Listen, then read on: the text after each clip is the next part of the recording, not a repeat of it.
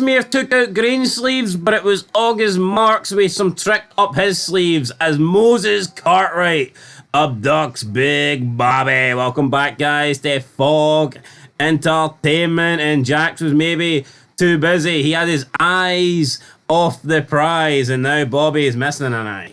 That was a very sloppy suicide, brother. It wasn't a sloppy intro, though. Straight fire.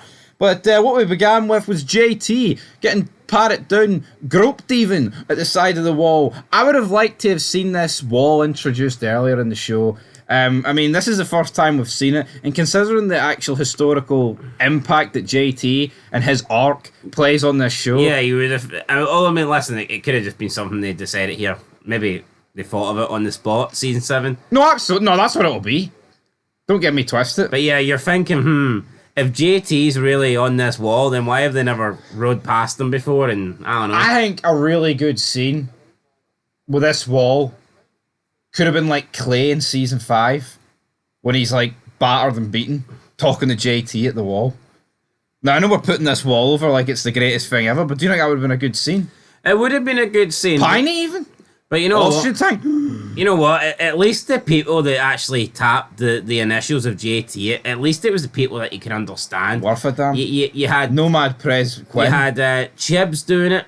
You had, I believe, Tig doing it. Bobby did it, and then you had obviously Quinn, who was a president of the Nomads, doing it.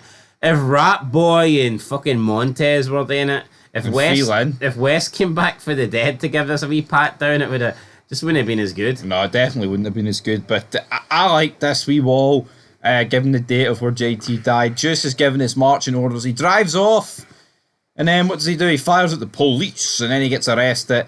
I believe the cop that points the gun at him is actually the same cop that Jack shoots at in the finale. But here, we'll confirm that in the finale. Phil would have probably tried to fucking lick it up. You know, he just scraped the fucking... the ink? Into the... In the mixing bowl? Mixed it all together and some fucking... milk and cereal? Drank it. But Juice, he's going inside. We see Sam Crow discuss at the table. The boy will do what he's told, Jax. So yeah, what's Juice going to do? Look, by the sounds of it, Juice is going to lay the smackdown inside, get to Lynn, finally kill Lynn and put that to bed. But of course Juice knows the truth, so he's essentially just killing Lynn to see the lie through at the stage of the game. We then see Unser arrive at the shitest clubhouse they've ever had. But anyway, I think we could probably rank every clubhouse at the end of this show, which is coming up soon, guys, a couple of short weeks away. Unser wants to know what Jax knows about Eggly. Jax keeps his cards close to his chest, but then Unser whips out a full house, so Jax is forced to fold, and then pretty much says, right, well, it was actually the Nazis that did that, not us. And then Unser's like, well, you know what, she's not going to say anything. Jax pressurizes Unser, was she, did you put her on that big marching plan, my friend? Unser's like, no, that was her truth, not mine. So Eggly, is she going to be safe? We'll soon find out. And then Unser also reveals to Jax that Juice got picked up. Jax kind of does a good job of masking that the Suns know the truth here, but then Chibs is like, oh, maybe the boy will get his head straight inside, and this obviously alerts Unser, who at this stage of the game's doing his best investigation work. So Chibs shouldn't have laid it on this fic. If you do not want Unser to know, then just be like, fuck, what's he doing that for? You know what, though? I think they knew that Unser would probably find out anyway. And also, they don't really give a fuck about Unser, do they? No. It's not like... Listen, if they didn't want Unser to know, Chibs wouldn't have been coming out with that. Aye, I guess that's true, but we then see them discussing what they're going to do with the pastor's body. I think it was more about just them kind of plausible deniability. Aye, and yeah, they're going to bury it. The pastor, Piedmont Greece, they're going to bury him at one of Mark's construction site. I think this part of the episode and hell, the part of the season, I get it right. They can't go... Yeah, this is... See, for me, no matter how many times I watch it back, this stuff always weighs down Season 7.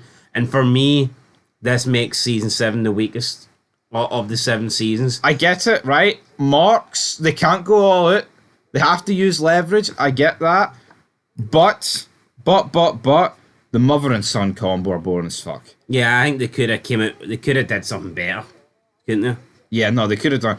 I mean, spoiler, right? But we've seen a few episodes time when a certain someone passes away. They arrest Marks anyway. Jax pointed out they couldn't have done that here. But what fucking changed? Well, I guess the goalpost did change, but at the end of the day, the mother is, oh, she's a junkie. We're going to take her up to the cabin. Gemma, you look after her. I mean, this took up like half the episode, but I don't really have it in me to break it down like we probably should. I mean, at the end of the day, they meet with him. Basically, Gemma thinks that she's going up there, mother and son thing. She thinks that's referring to her and Jax, and the fact that Jax knows that she killed Tara. Then she has a heart-to-heart with Thomas about killing his mummy. Doesn't realise that Abel's listening. Eventually, when she gets up there, and you know what? She had her gun with her. Like, what was her plan? Wipe out Sam Crow. I mean, I can't imagine that. I mean, would she have took it? I don't think she's going to kill Jax, but would she have been willing to kill like a rat boy and stuff to try and escape? I mean, I wouldn't put it past her. I mean, she killed Tara, didn't she? So why would she draw the line at? Now you could argue she thought Tara was ratting or whatever, but I'm not buying. To save her own skin, I think you're right. I think she'd have killed Clay as well, wouldn't she? Wouldn't she? And he was a part of the club, so. Well, I mean, she was literally about to kill Juice, and Juice helped her.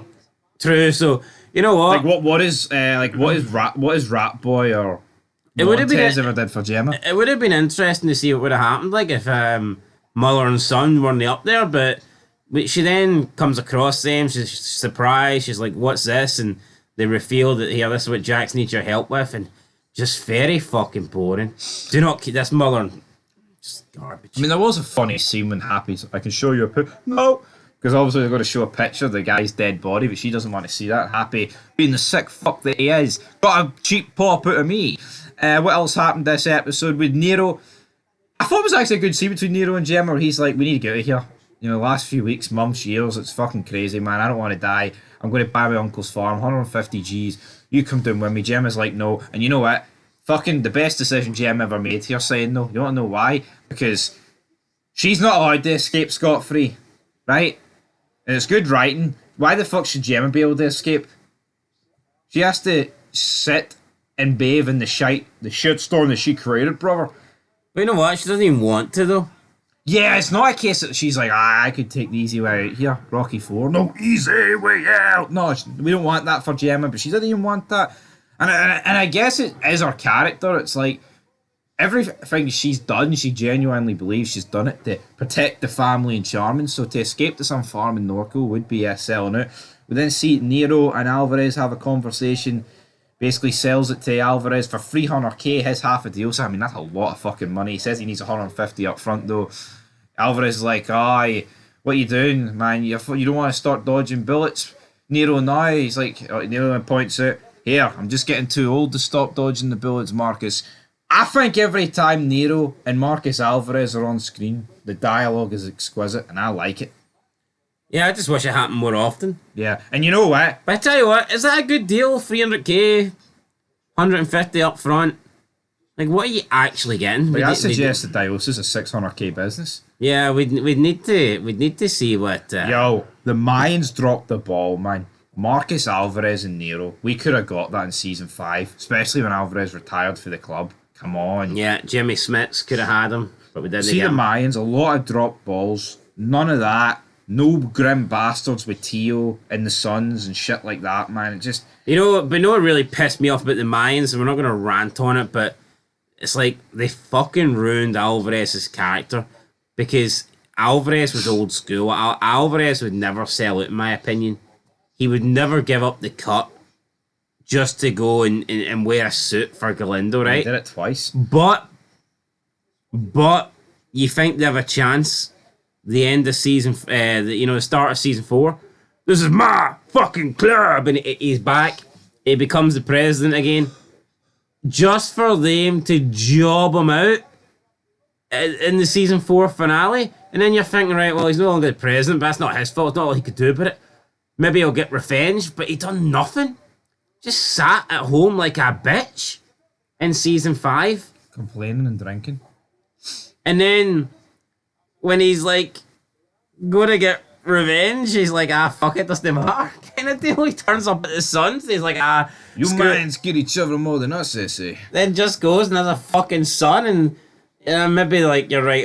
They're trying to say what's him giving up that life like, but it just didn't seem like Alvarez to me. No, it didn't. And here, people change with age and things like that. I mean, he is getting old at the end of the day, but yeah, Alvarez. You know what? He got a hell of a lot of screen time in Mayans, and a lot of it was good, but I mean, it's not a lot. It was awful. I just don't. I just think they did a good job with Alvarez, to be honest. But anyway, I like the scenes with him and Nero. They're good, and I think they missed the opportunity in the Mayans. But let's cut to Nero.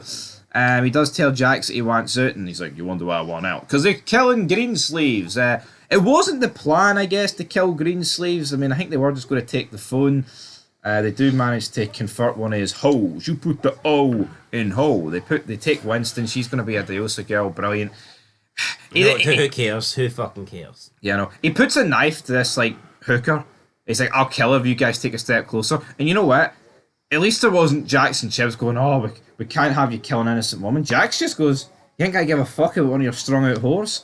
Because why would he? I mean, I think Maybe Jax in season 1. You know, oh, Gentleman Jack. Oh, that pish. But season 7 Jax. I'm surprised he didn't just fucking drop both of them. Yeah, I mean, he kills Greensleeves in the end because that maybe he was just a little bit too threatening. He did basically say he was going to hunt you down. It was a very sloppy suicide. Yeah, throws him out the window, gets stuck in the window, impaled by a shard of glass.